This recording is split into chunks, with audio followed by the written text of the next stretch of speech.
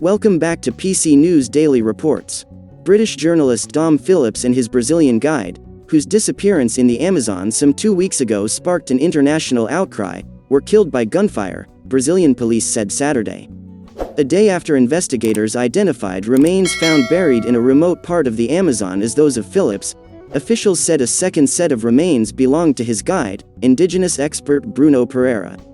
Authorities said both men were gunshot victims, Phillips, 57, struck by a single shot to the chest, Pereira, 41, by 3 shots, 1 to the head, with ammunition typically used for hunting.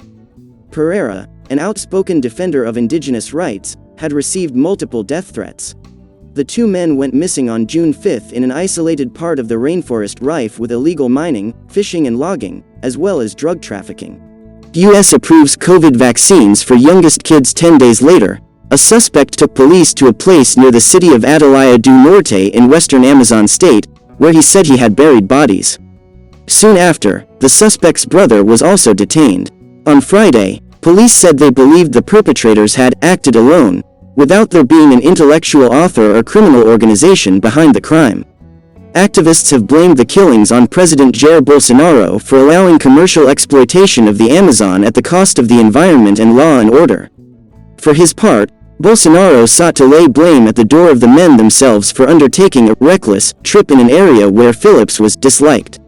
Phillips, a longtime contributor to several leading international newspapers, including the British newspaper The Guardian, was working on a book on sustainable development in the Amazon with Pereira as his guide. Pereira, an expert at Brazil's Indigenous Affairs agency FUNAI, had received multiple threats from loggers and miners with their eye on isolated indigenous land.